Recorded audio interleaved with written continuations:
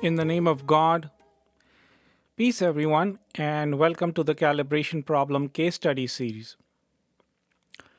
In the last case study, we examined how polysemy can be misused to reinterpret the Quran to conform to anthropocentric calibration schemes. Specifically, through a complete lexical audit of the root Dawad Ra-Ba, I showed how reformists allow their secular calibrations to impose meanings on the text rather than allowing the Quran's own morphology, syntax, grammar, context, and pan-textual usage to deliver the verdict. Today, I'm going to take a similar approach and apply it to Quranic economics. The Quran does not present riba as an isolated legal bullet point. It presents an integrated architecture in which multiple verses converge on a coherent meaning. As before, we'll employ a fixed hermeneutic and see what riba means when the Quran is allowed to define the term on a pan-textual basis. For a complete treatment of this subject, check out my book, The Architecture of Debt, Money, and Interest, A Quranic Diagnosis, or my Substack channel. The links are in the description below. Let's begin. Before we move to this video's main thesis, let's briefly recap how human reasoning works in practice, as opposed to how we often imagine it works. The central problem in human disagreement is not a lack of reasoning. Everyone reasons. The problem is that our reasoning is a function of how we are calibrated. Human beings do not first observe the world neutrally and only then begin interpreting it. We encounter reality through an already existing lens of assumptions, values, priorities, and governing standards. As the image shows, our observations and experiences pass through this lens. Calibration influences what we notice, how much weight we assign to it, and how we interpret its significance. So what governs that process? Personal desire, social consensus, inherited assumptions, power and authority, or divine truth? Different calibrations can take the same underlying observations and organize them into very different representations of reality. Those interpreted observations then acquire the status of facts. And from those facts, we draw conclusions and construct our worldview. This is the central insight. Facts are rarely encountered by a neutral observer. They are encountered by an already calibrated observer. So disagreement does not begin only at the conclusion. It begins much earlier, with the lens governing what we notice, what we prioritize, and what we allow the observations to mean. And as we are about to see, our understanding of riba is no exception. Most people intuitively assume that human reasoning follows a simple sequence. First, we make neutral observations. Then we interpret those observations through reason. And finally, we arrive at a conclusion. Observation, interpretation, conclusion.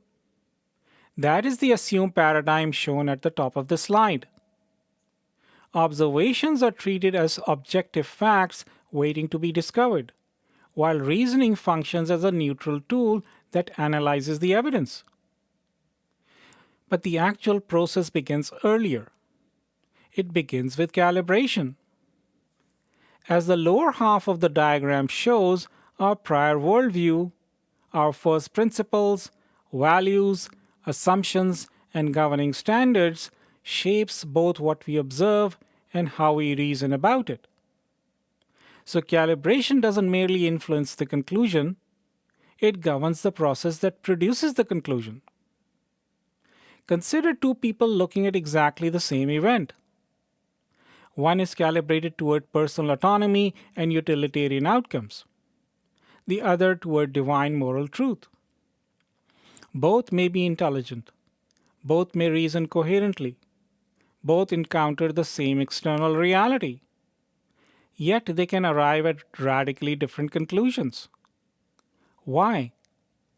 Because their calibration affects what they notice, what they consider important, what they accept as legitimate evidence, and ultimately what they allow those observations to mean.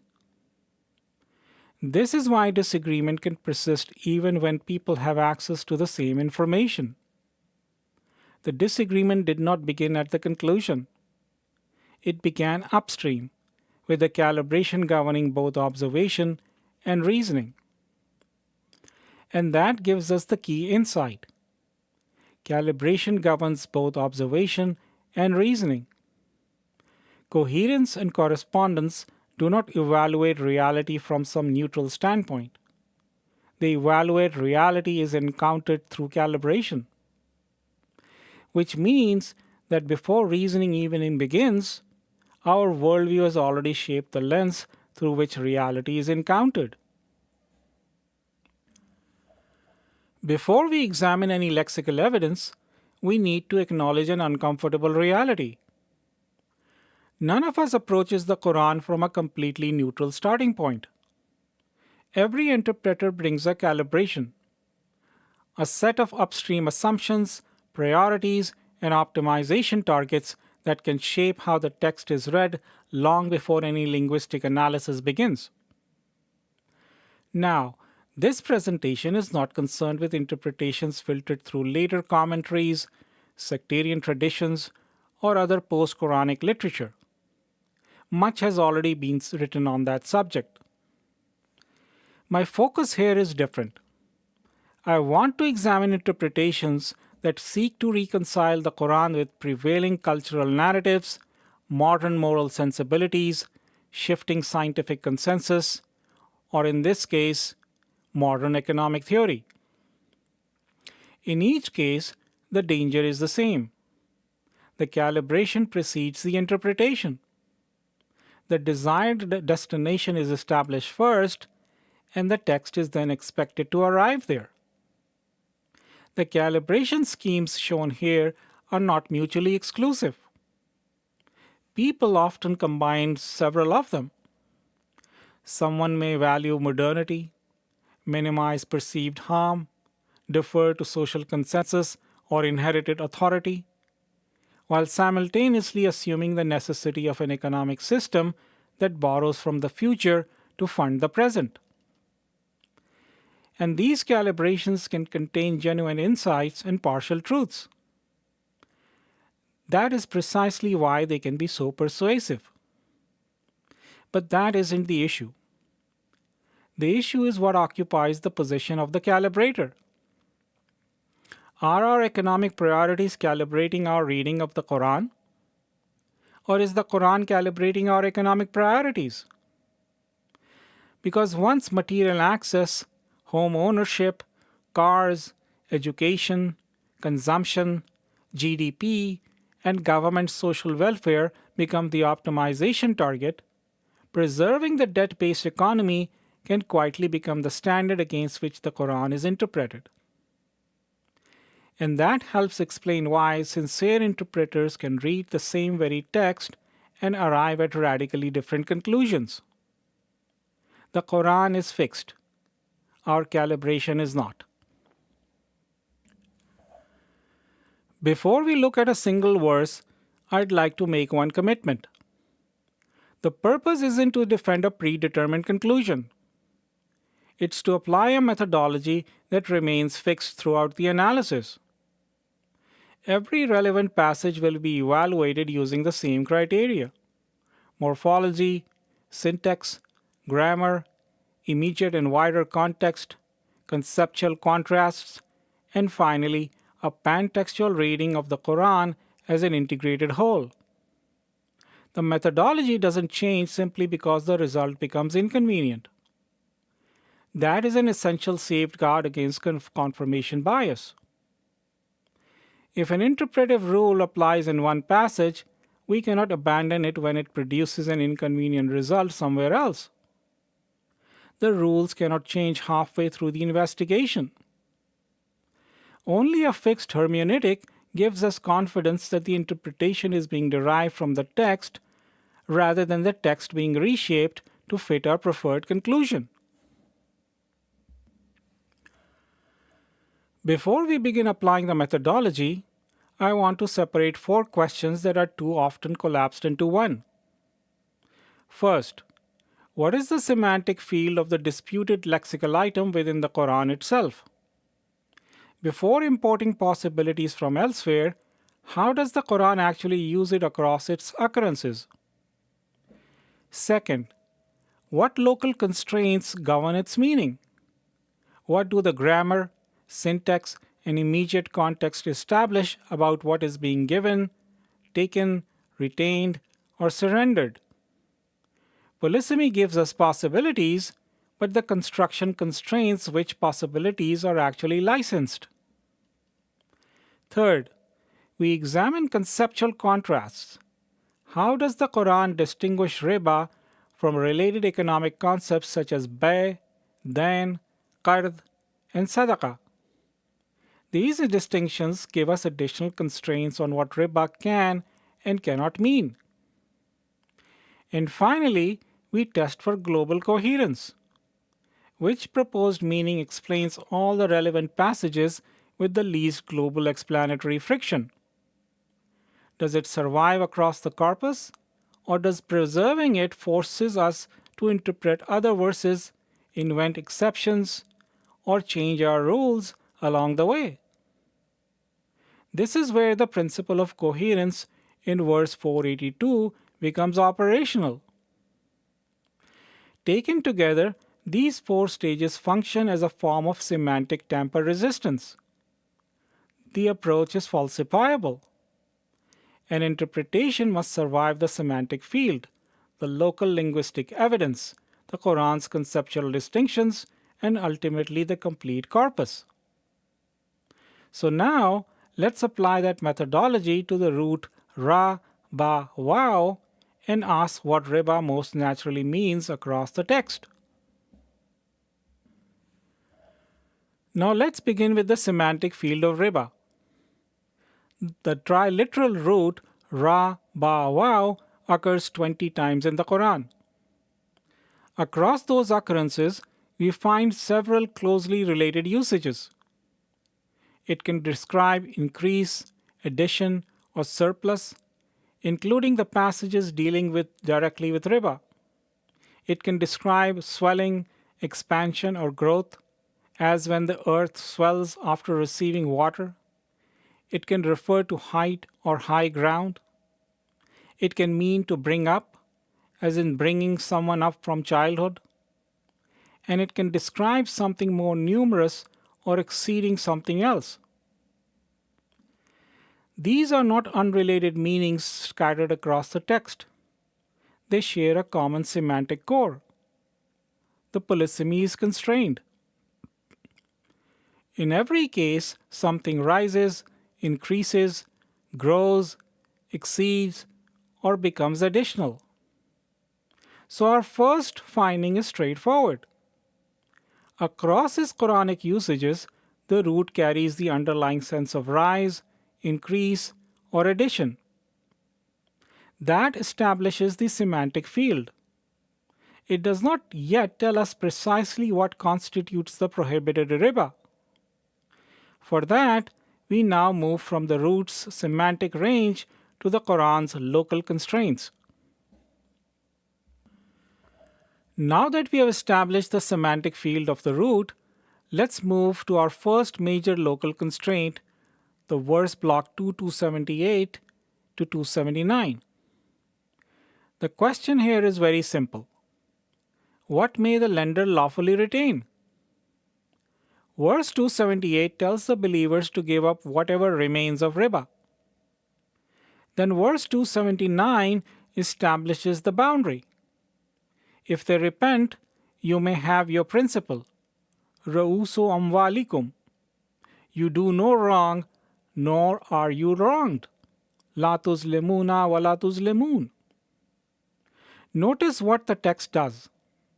It does not specify a permissible rate of interest. It specifies a permissible amount.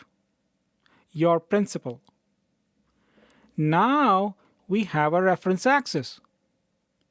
On one side is the principal, the amount lawfully recoverable by the lender. On the other side is whatever exceeds that principal. The logic follows directly from the sequence in the text. First, give up what remains of riba. Second, retain your principal. Therefore, in the context of a loan, the principal establishes the legal ceiling. Anything demanded above that principal falls on the riba side of the boundary. And notice the justice condition attached immediately to it. You do no wrong, nor are you wronged. The lender is not wronged because the principal is returned. But neither may the lender wrong the borrower by taking more than what is rightfully theirs. This also means that riba cannot be defined by the rate of increase. 1%, 5%, 20%, or 100%. The percentage does not move the boundary. The boundary is the principal itself. So verses 278 to 279 gives us our first major constraint. Principal is the lawful return. Surplus over principal is riba. And that gives us the reference axis from which we can now test and further refine the meaning of riba across the rest of the Quran. Now let's bring in verse 4161 because this passage adds the moral principle behind the prohibition. The verse describes their taking of riba while they had been forbidden from it, and their consuming of the people's wealth unjustly. There are three things I want you to notice here. First, riba is something being taken. That distinction will become important in part 2 when we contrast this construction with verse 30-39, where riba is something given. Second, notice what the Quran places alongside the taking of riba: consuming the wealth of people unjustly. This gives us an important inductive clue about its economic character. Riba represents a unilateral gain. Value is taken without correspondent value being given in exchange. And third, the text says that they had already been forbidden from it. So riba is not being introduced here as some new economic prohibition. The passage identifies it as a historically prohibited practice. Put these pieces together with what we established from verses 278 and 279. There, the lender may retain the principal, but must surrender the surplus. Here, the taking of riba is placed alongside the unjust consumption of people's wealth. So we can now state the Quranic moral principle underlying the economic boundary. Riba is a gateway to consuming wealth unjustly. Value is taken without value being exchanged. And this is where we'll end part 1. In part 2, we'll bring in the remaining riba passages, test what we have established here against the rest of the corpus, and advance the argument on a pan-textual basis. From there, we can begin reconstructing the broader economic architecture of the Quran. Thank you for watching.